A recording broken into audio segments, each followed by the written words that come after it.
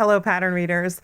In this video, I am going to give you my immediate reactions and analysis of Season 1, Episode 6 of The Wheel of Time. And I'm going to keep this video book spoiler free. But then make sure you subscribe and come back for my next Episode 6 video, which will include a really in-depth analysis of book-to-screen changes in the episode. Overall, my reaction to this episode, and I have watched it twice now, I felt like I needed to just watch it again. I loved some parts of it, absolutely. And then a lot of other parts I have questions about. Questions I may or may not have if I wasn't a book reader. But nevertheless, I am, and I have questions. So it gives me sort of mixed feelings about some parts of the episode. So the cold open with young Siuan and her dad, I definitely love this. And it was great to get that little bit of history and understanding who Siuan is, where she comes from. And it was a really heart-wrenching scene because you have this close relationship that she has with her dad, who seems to be the only person in her life. And they're in a tough spot from the very beginning because they both know that Siuan can channel. And it was sort of explained in this cold open, though not in great detail. Channeling is something that is really feared and hated in the country of Tyr, where they live. So Siuan is not safe as a channeler, but her father, he knows this and he's trying to protect her. So there were just some touching moments there. But despite how careful they may have been, it wasn't enough. Someone burns down their house. And this mark that we see that's been made on part of the burned house is what's called a dragon's fang. We've seen this symbol before a couple times in the show, so they have been kind of teasing at it. It's something that is used for someone to signify that someone is a dark friend. Now, it's sort of been skewed from its original meaning because it's representing the male half of the one power originally. That is where this symbol originally came from. And of course, male channelers are not all dark friends, but because of the corruption on the male half of the power, the meaning of that symbol has shifted over time. And there are people who use it to say that, hey, this person's a dark friend, and I'm going to scrawl this symbol on your door, on your wall, to call you out for that. So in this case in Tyr, because Siuan is a channeler, that is enough for someone to target her in this way. And then the goodbye between Siuan and her father was really a sad moment because it seems almost certain that this will be the last time they see each other. But he believes in his daughter and he's willing to do anything he can to set her up for a future. And obviously she made a future for herself. So to see where she came from and see where she ends up, it tells us a lot about this character, and I'm glad we're getting to see that. To me, Siuan and Moiraine were the standouts in this episode, which was so very focused on the two of them. And we get to see multiple different versions of Siuan, so that's really interesting. So after we see her as a young girl, we see her in full Amyrlin mode. We see her in the Hall of the Tower, and she has to put on a face that she wants the world to see in front of a false dragon who's been gentled, in front of all of the major players among the various Ajas and the sisters in the tower. And it's a very different person than who we see later in the episode. The scene between her and Logain in front of the Hall of the Tower, that is also, I would say, one of the highlight scenes for me in this episode. So Logain, initially, maybe we don't really know what he's doing. He's presenting an extremely arrogant front as he's brought in chains. And then by the end of the scene, it's very clear that he is purposely saying anything he can think of to inflame the Aes Sedai in hopes that they will act in anger and kill him, which is what he wants. And that is devastating, right? We are seeing it play out the way that Tom told us it happens for someone who is gentled. He has lost his will to live. It is too painful for him to exist in this circumstance, and he's doing anything he can. He has no control over his life right now. He is to stay in the tower and be monitored and have basically no choices left. So that is a terrible place to be. Now, Siuan sees right through this. So that tells us, again, she is clever. She's not taken in by this whatsoever. She's not going to react emotionally to him. On the other hand, I did find it quite alarming to see that in general, it seems like Aes Sedai they're really looking at treating male channelers as people to be punished. And he did cause quite a lot of damage and do a lot of harm. So I don't want to take away from that. But also, there is somewhat of a lack of recognition of his humanity as well. He in some ways had little choice about what he did. He was a channeler. He couldn't change that fact. And he did believe that he could do good. He ended up doing quite a lot of harm, but he's still a human. So it's a more nuanced moment. And I don't think there's a lot of recognition among the Aes Sedai for the humanity for a man like this. And so, they're right and they're wrong. It's a mixed bag, but very interesting dynamic. In the rest of this scene, there is a lot going on in terms of Aes Sedai politics, because you have 3 different Ajas who are represented by 3 Aes Sedai, who are the ones who are at all in charge of what happened with Logain. And of course, Liandrin being the one who led the charge and the action to gentle him. And then Moiraine and Alanna are there again because of their strength and their power. They were really the only ones who had any ability to challenge her. And they both stand with her. They both support Liandrin in what she did. And I can see where it's kind of hard to argue against it after he had killed an Aes Sedai. They were attempting to keep him shielded. He had killed an Aes Sedai.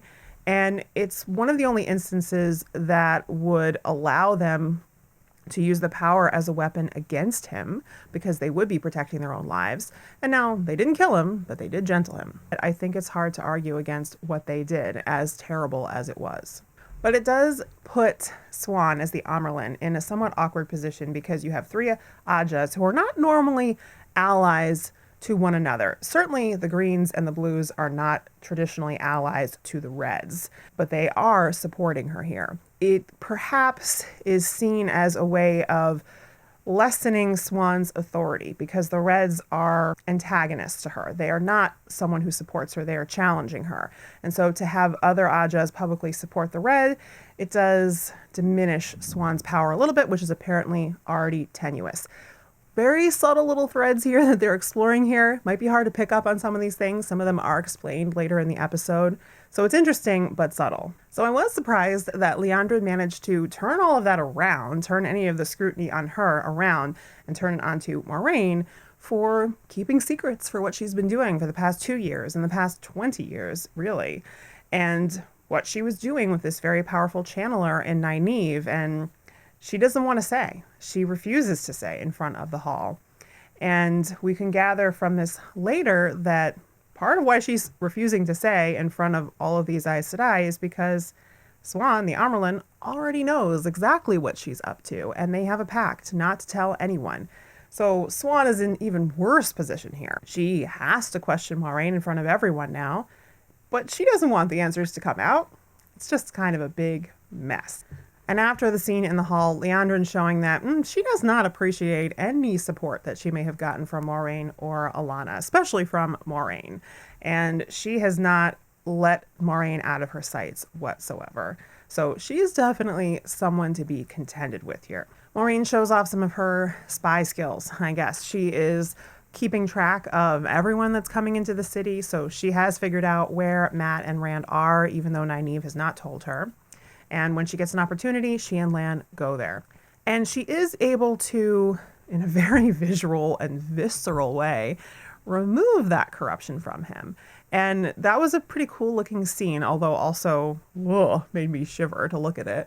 But the ending of this scene, I have to admit, I am most obsessed by what on earth did they do with this dagger afterwards? We see it fall to the ground and the corruption sort of suck back into it.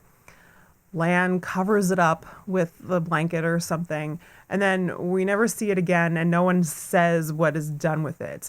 So she has separated Mat from it, but he's still not safe if he touches it again. And where does the dagger go? I have to admit, this detail is obsessing me in a way that maybe wouldn't be if I hadn't read the books, but I do really want to know where that dagger ended up after this moment. Maybe we will find out. I hope we do. I hope it's not a dropped thread. I did enjoy the little thawing scene that we had between Rand and Moiraine after she heals Mat. And if we think about it, Rand didn't get to see Moiraine fighting in the Two Rivers. So he's been the one who's the most suspicious of her all along. And, he's seen her do somewhat questionable things, I guess, in his mind on their journeys together. And then they've spent a long time apart. So this is perhaps the first time he's seen her do something that is truly to help one of them and putting herself at risk to do so. On the other hand, Nynaeve remains very, very stubborn. And I have to admit, Moiraine's line to Nynaeve about how if wisdom is the title she claims for herself, she better start using it, that was a real burn. And I was on Moiraine's side here, even as much as I love Nynaeve, because she's not wrong. It wasn't smart of Nynaeve to keep Mat and Rand hidden when Mat clearly needed help. And whatever was going on with him, it was beyond most people's ability. So Moiraine was right. A lot more Blue Aja politics in this scene in the baths with the Blue Aja Megan, who's also in the hall. You know, there were some really interesting threads in here. They're dropping some hints about things to come, all those ships to the west that are disappearing, and that is something that Megan is going to go investigate. Nice little hints of what's coming up there. In the scene between Egwene and Moiraine, while Perrin is recovering from Yellow Aja healing, the most interesting thing that came up was Egwene telling Moiraine everything she saw about Perrin and the wolves.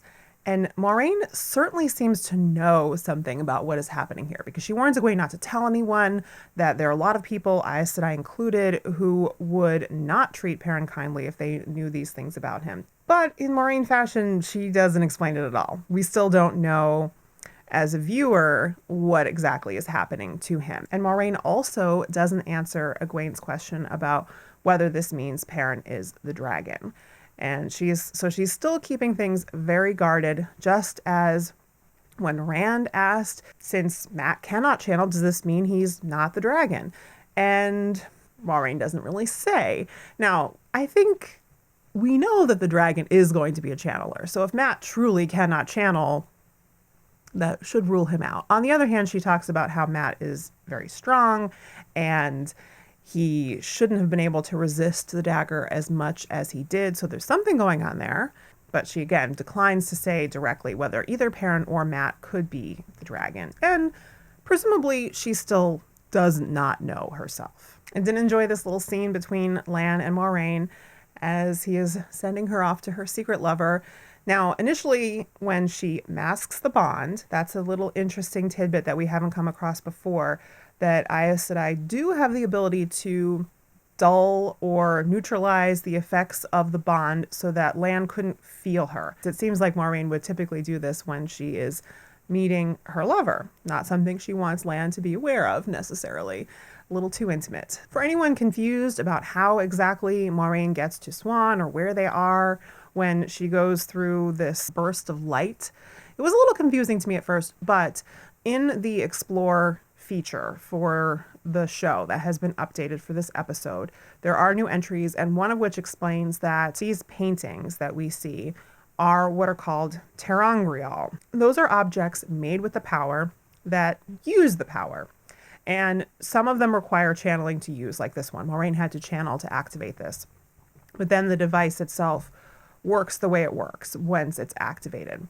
And what this device seems to do is open a gateway to transport Moiraine to another location. Probably a specific location, but we don't really know.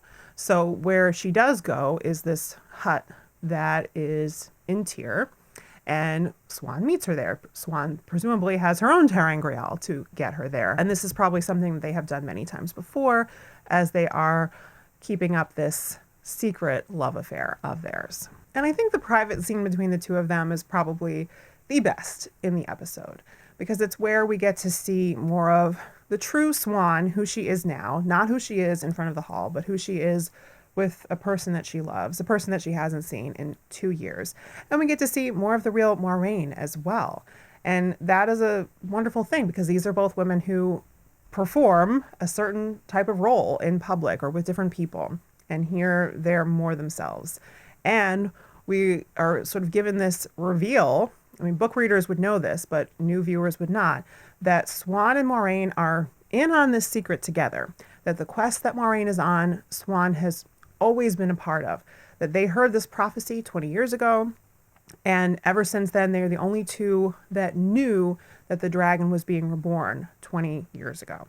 It's just obviously a very long-term, intimate relationship, and there's some heartbreak in it because they go years at a time without seeing each other. And more so, by the end of the scene, they come to the conclusion that Moiraine needs to be exiled. She needs to be kicked out of Tar Valon so that she isn't forced to stay there. And that means, how are they going to see each other again? But meanwhile, we also got some wonderful moments, some sexy moments between the two of them, and that was something that was welcome. And I am enjoying them exploring this relationship very much.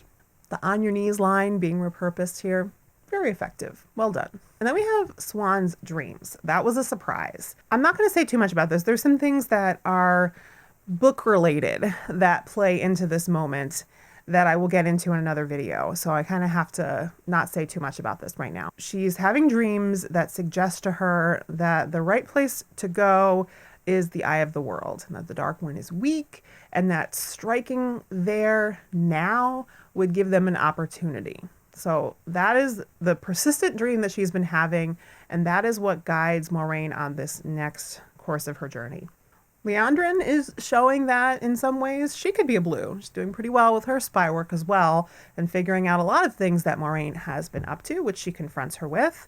But Moiraine, to her credit, is able to turn that right back on her. She has not been ignoring Liandrin. She knows a secret that Liandrin does not want public. Also very intriguing, she meets some man in North Harbor, and we don't know what that's about.